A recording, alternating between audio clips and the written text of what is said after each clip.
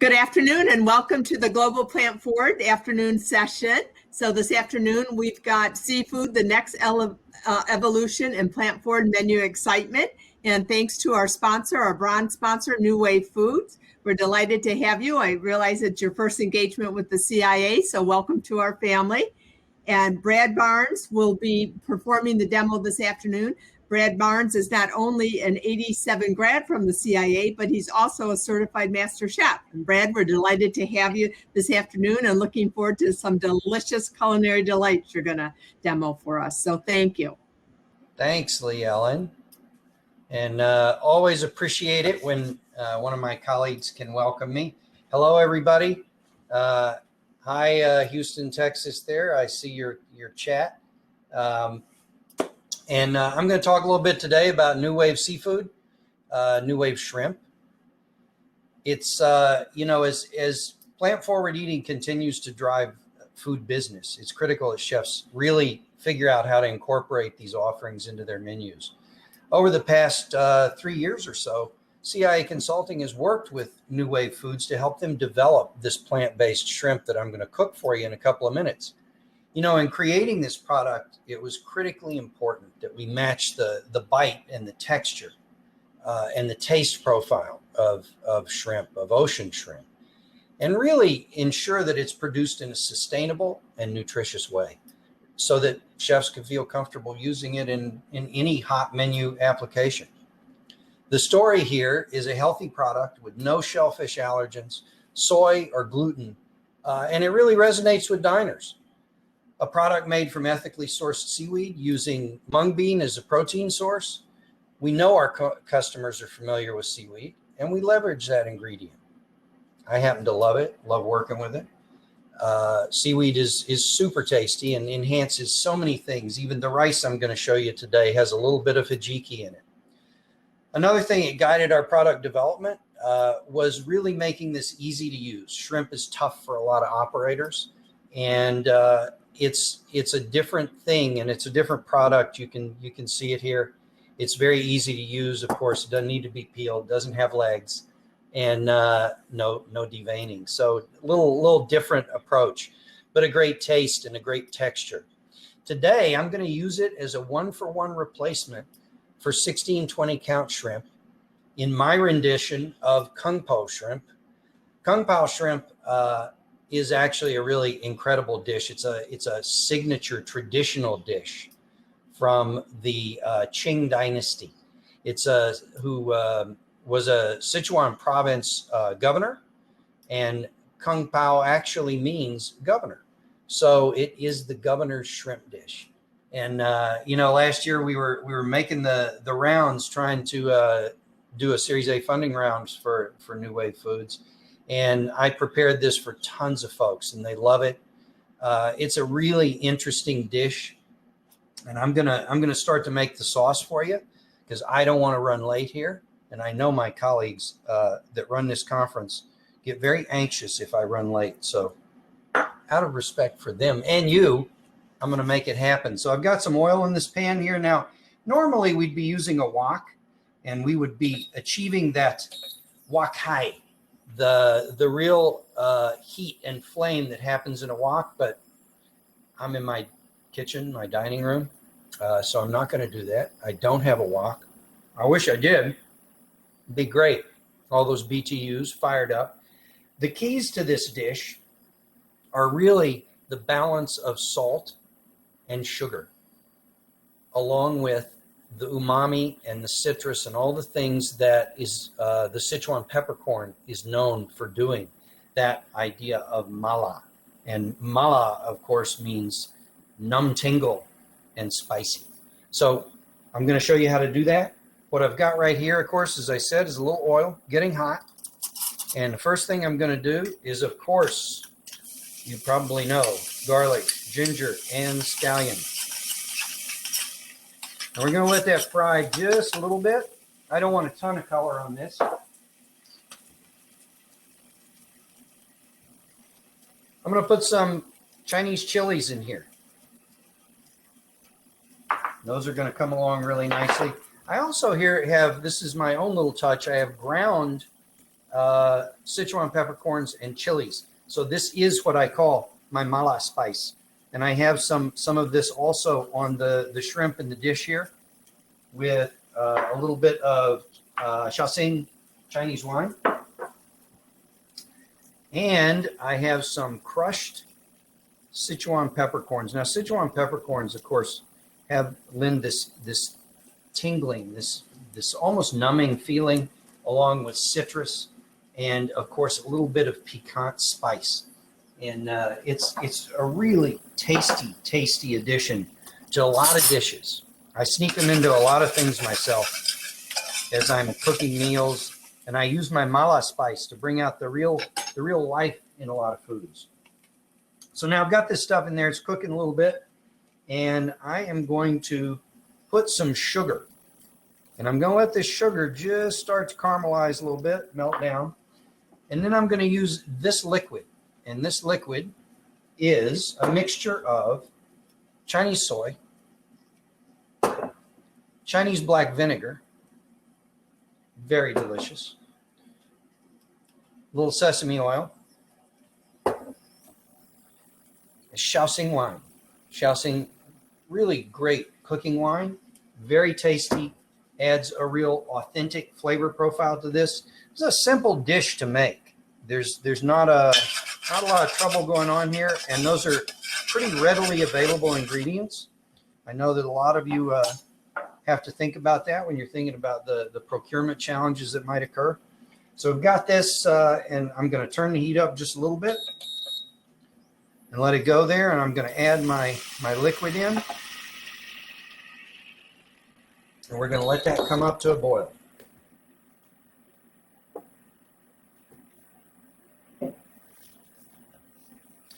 Now, you know, it's kind of interesting when you think about it. So again, I mentioned this is a real balance of sweet and salty and sour with the accents of heat and spice and the tingling of the peppercorns. So very, very interesting the way this all comes together. Makes for a delicious, delicious dish. And you're going to see this start to simmer very shortly.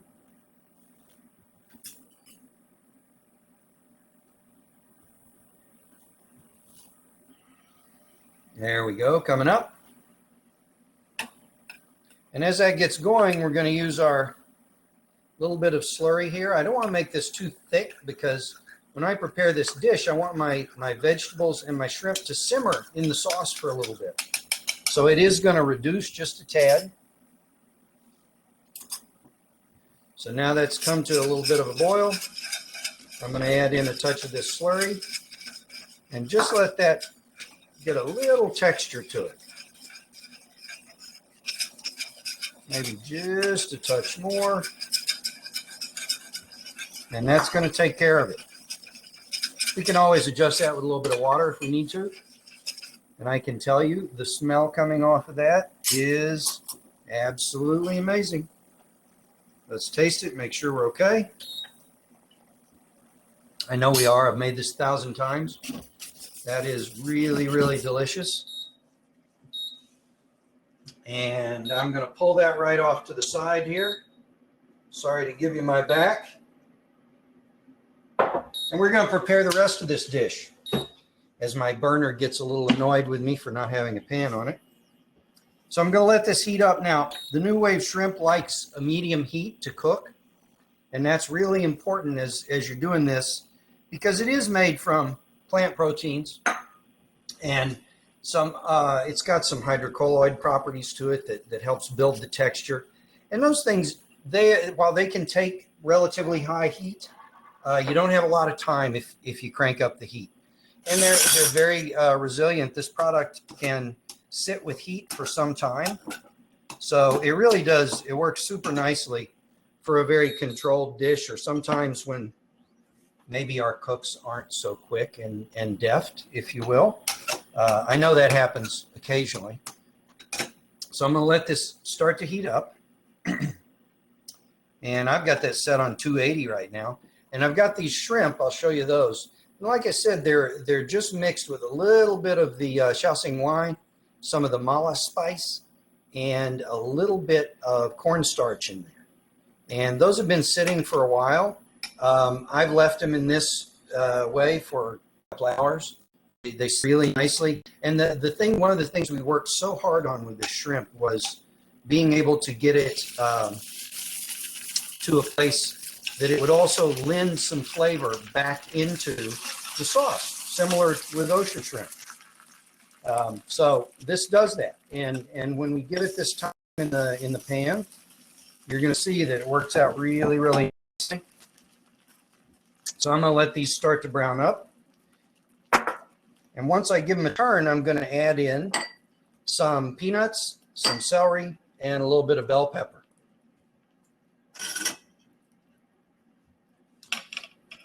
Now, I wish we could have some audience engagement. Let me look at the questions here. What is the product made from? It's a few things. It's primarily seaweed, as well as, like I said, some hydrocolloids, some mung bean protein is a big part of it.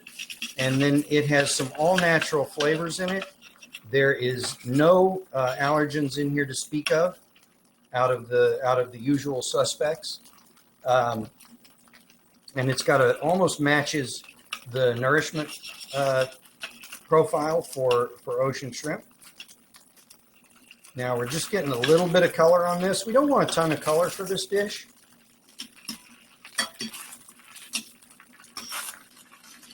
Now I've got those over, and I'm going to add a little bit of these blanched Chinese peanuts in here.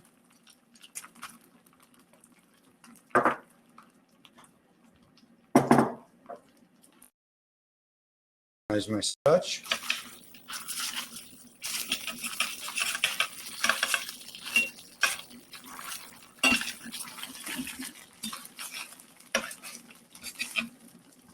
All right, coming up, I'm going to give that a little more heat and add in a bit of my vegetables. So I have, like I said, the diced red peppers here, julienne red peppers, and sliced celery. Now, of course, if we had a wok, we could do this a little quicker, but that certainly wouldn't be as easy for you all to see what's going on.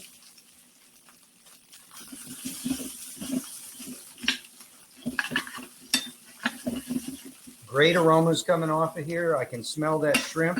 It is remarkable. I'll tell you, I've served this to a ton of folks, and it is amazing how much just the average person likens it to the taste of shrimp, the texture of shrimp. Now, as it cooks and it gets hot, the texture does change a little bit to the better. So we want to give it that time in the pan. I think since I'm going to eat this, I'm giving it a little more of that mala spice. And this is coming around. And of course, we have here our sauce, and I'm going to put that in there and let this simmer just a little bit.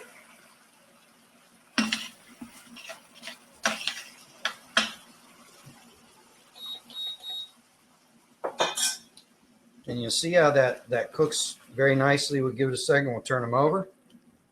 Let me check the time. Look at that. I'm doing good. I guess 6 minutes left with you all. You can take it. So I'm going to flip these in here and let them just gently cook a little bit more. Now, I could leave these here. It's kind of interesting thing. And they would stay exactly as they are, simmering for a couple more minutes. It's not like shrimp where all of a sudden, bang, it's rubber. It releases a little more flavor into the sauce. And of course, it ends up tasting really, really good. So I just keep those moving a little bit, adjust my pan down. I've got here, we're going to put this with a little bit of this rice. And this is steamed rice with hijiki. And hijiki is, if you're not familiar with it, it's a really delicious seaweed. I actually like, just out of sort of the intrinsic nature of this product, to pair it with things with seaweed because it's a nice sort of a play, and it does really bridge very well. Deep frying, there's a great question there. No, deep frying, this stuff does great. That's not high heat. That's 350.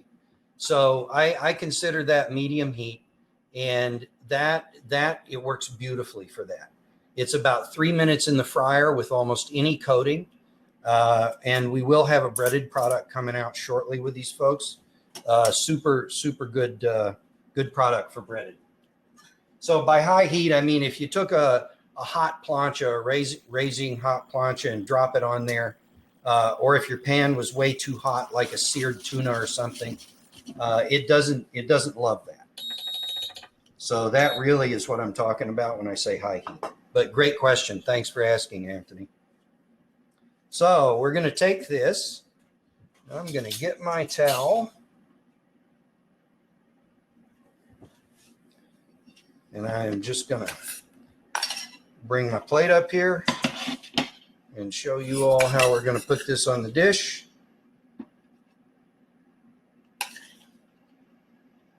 Super nice.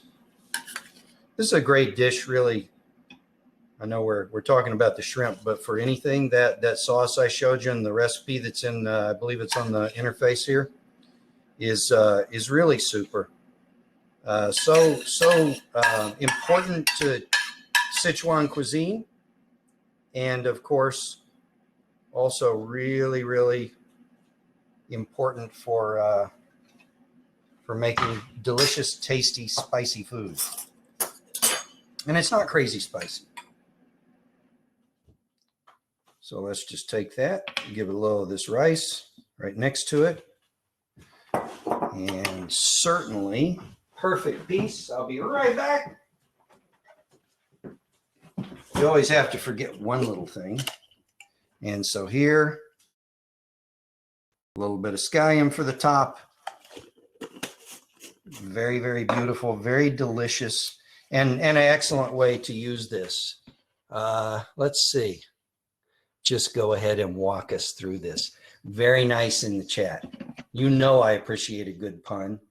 This stuff is delicious. It's because I made the sauce. And I learned that from my very good friend and colleague, Shirley Chang, who, of course, is an instructor at CIA in Hyde Park.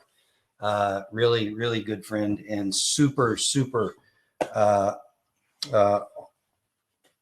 authority on Sichuan and Chinese cuisine. Does it poach? It poaches. It certainly does. You know, it really, any technique that you want to apply to it works well, other than this crazy hot searing where you want to get something to kind of char. So I would not recommend charring it. Thank you for the compliment there, Michael Graham. That's very nice of you. Lee Ellen, I think I finished on time. Kudos, Brad, you did, and thank you. I said you're making me a little jealous since it's 5 o'clock Eastern time and I haven't had lunch yet. So looks delicious. Yeah. It's happy hour. Yeah, I know. It goes with a good cocktail. Anytime that you can have a dish that has, sweet, salty, sour, and spicy, I'm all in. So, hey, great stuff. Yeah. So, Brad, thank you to you, and thank you to New Foods for sponsoring this breakout. There were a couple questions that had to do with distribution and in food service industry and also retail. So. Yes, and so it's going to start in food service industry. I see Rochelle Kalman there. Rochelle, the folks from Alohi particularly are there in the conference space. So I would look for Demetra Rizzi or Stephanie or Michelle Wolf, and they can all tell you about that. I believe it's hitting very shortly because Dot Foods just took it on. So it'll be out there. Oh, great. And Brad, there was a question too about your favorite portable burner. Well, there's a lot of good ones. And Lee Ellen, as well as anybody, we don't like to point at any particular brand of equipment. So this is a good one. It's called Update International. These work really good, but there's a ton of really good ones out there. What I will tell you is, for me, the more power coming to it, the better off it's going to be. So if you're looking for them for commercial uses, I always try to go with hardwired 220, and they all pretty much do that. So this one, of course, is not hardwired. It's plugged in under my table here. But that's 2 cents worth of advice. Oh, good. Well, again, thank you, Brad, and thank you, New Wave Foods. Now, the next up is the general session. So if you'll please make your way there. What does Generation Plant Forward want to eat? So again, thank you for joining us for the second annual Global Plant Forward Summit. And check out my panel on Thursday. We got another gig. Thank you all. Have a good rest of the afternoon. Thanks.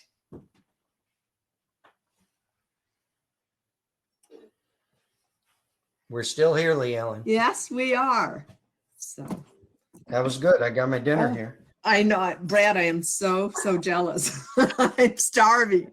So that looks delicious. Just delicious. And really the color, everything, really nice job. Thanks. This was my last gig in Napa before we had to leave last year. Oh, seriously?